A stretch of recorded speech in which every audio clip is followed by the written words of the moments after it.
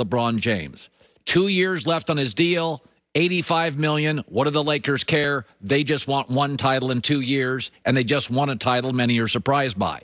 You'd have to give up Danny Green, Kyle Kuzma, Avery Bradley, and Quinn Cook. Here's why I love this. Remember this.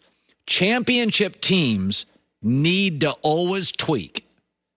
They need to add juice and energy. And I was reading a business book earlier this year, and they said what kills every great company is always the same thing. It's arrogance. It's this belief we've got it figured out, we've got it solved, that even when you're a championship team, it is the easiest time to sell to your employees a tweak because the bosses have to be smart. You just had great earnings. It's very difficult to take your staff, to take your team when you're struggling and say, all right, this didn't work. We're going to try something new. That's tough. But when you're a champion and you tweak, there's an understanding with the employees. Oh, they know what they're doing. They just let us do a championship. Michael Jordan's Bulls, the first three-peat and the second three-peat, they were different teams. The Warriors, they had Shane Battier. They win a title. Then they add Ray Allen. They kept adding juice. The Warriors had won a title loss. They bring in KD. They win a couple of titles. They bring in DeMarcus Cousins. The Lakers need juice. That's not that they're not good, but remember, they flew through Portland and flew through Houston, and they frankly flew through Denver, and they ended up beating Miami by like 30 points or 20 points, although it was a blowout. You have got to add a dimension to this team, something else, and now is the time, and Chris Paul is the perfect fit. Number one, super high IQ basketball player. LeBron has no interest teaching you how to play basketball. This is a high-functioning IQ basketball team. LeBron, the center of it. Adding Chris Paul makes a lot of sense. Secondly, like Miami with LeBron, this is a market that is attractive to free agents. You start adding Chris Paul and LeBron, Anthony Davis, that's a championship team. You will attract older players who have made their money, and only thing missing is a ring. That's how you get like a Shane Battier. That's how you get like a Warriors can get a guy that will take a little less. So I think the Chris Paul Laker rumors are real. Chris Paul loves L.A. LeBron loves smart veteran players. And by the way, the Western Conference is all about guards. Who's the emerging stars? Devin Booker and Jamal Murray, guards. What does Chris Paul do? Play defense. If you really look at the number one threat next year to the Lakers, it's not the Clippers. It's probably the Warriors. What are they built on? Steph and Clay, backcourt.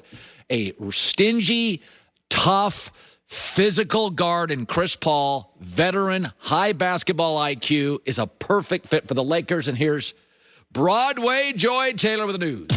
No. Turn on the news. This is the Herd Line News. That's how you should do the entire... I can't sing, though. I love Broadway, though. So Le'Veon Bell is signing with the Kansas City Chiefs. He agreed to join the reigning Super Bowl champs on a one-year deal. He tweeted his excitement after the news broke, saying, Kansas City, hashtag Chiefs Kingdom. Thank you for the opportunity. Let's go. They're quick with these edits, aren't they?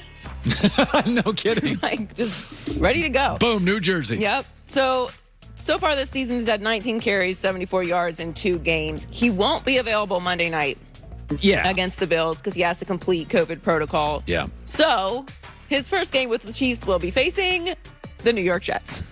Oh, my gosh. In Week 8. The Chiefs are obviously having a great season, but they're 13th in rushing yards per game, 119.4. Obviously, they have Clyde Edwards-Helaire, Darrell Williams, Darwin Thompson, and DeAndre Washington. Damian Williams decided to opt out this season, so they could use a little bit of help. Clyde Edwards-Helaire has been running well, but he is still a rookie, so this is a significant piece for them. And I think Le'Veon Bell was in a great organization, then went to a crappy one, and he could have gone to a lot of places. But instead of choosing revenge and going to the Bills or revenge on the Jets and going to the Dolphins, who he would play twice a year, he went, okay, I'm not going to go for stats and carries. I'm going to go for culture, stability, winning. And this is a really smart decision. I didn't like him taking the Jets outside of Pittsburgh. Really good, stable organization to dumpster fire.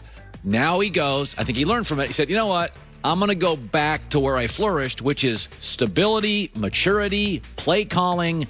I think, now again, I don't know how much left in the tank, but as a red zone weapon, very good out of the backfield. Andy Reid's very clever. Le'Veon Bell he'll at least semi-flourish within a month in this system. Well, it's just like everything you were just saying with Chris Paul and the Lakers. Like, you just can't get complacent. Just because you are a Super Bowl winning organization, you're playing well, you have Patrick Mahomes, everything is still clicking. Forget this Raiders loss, right? It's not the end of the world in Kansas City. Keep retooling, keep upgrading, keep adding new pieces. Sometimes they work, sometimes they don't, but this is a great situation for Le'Veon Bell and for Kansas City. It's a one-year deal. Why not? He may be able to play Week 7 against the Broncos, so the Jets might not be his first game back, but either way, he's going to be playing the Jets very, very soon. And then that, I'm sure that quote from Adam Gase about it's irrelevant how we used him will be circulating everywhere that is week. So, it always works that way. You get picked up by a team, and 2 weeks later, you break up with somebody, swear to God, they're at Walgreens every time you are. It never fails. Well, you bump into you them. guys had the same routine for a while. Yeah. So the Clippers are built around Kawhi Leonard, but some of his teammates are reportedly unhappy that he gets special treatment from the organization, according to The Athletic. Players like Patrick Beverley, Montrezl Harrell, and Lou Williams bristled when Kawhi was allowed to take games off and live in San Diego, which often made him late for team flights. The team also reportedly allowed Kawhi to dictate when he would be pulled from games. He played in 57 of 72 regular season games this season.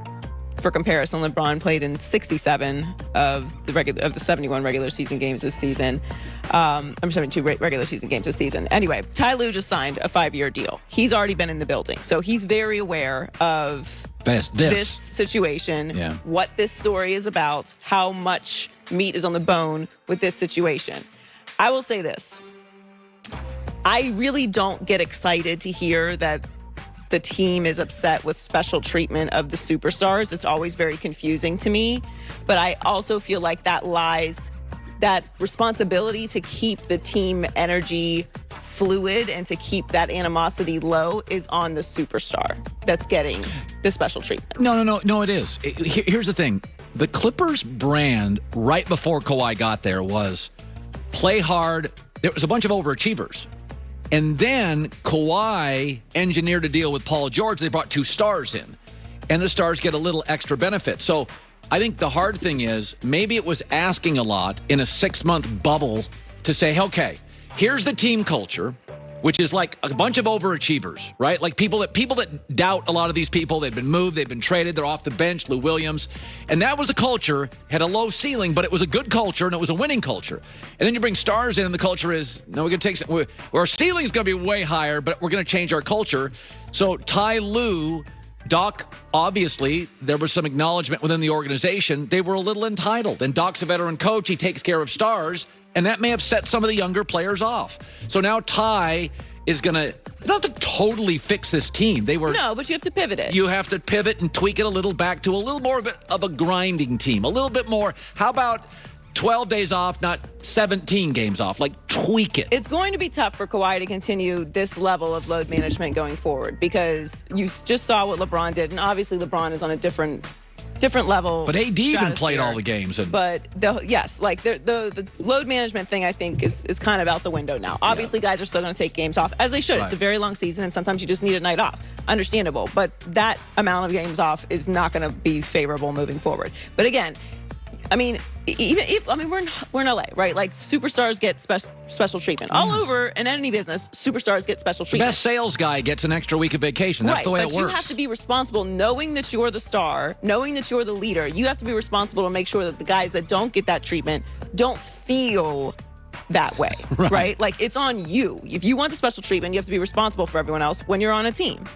Once again, Clayton Kershaw came up short in the postseason start for the Dodgers. He returned to the mound in the 6th inning, having given up only 1 run so far, but the Braves opens up the floodgates with 3 straight hits to score 2 and knock Kershaw out of the game.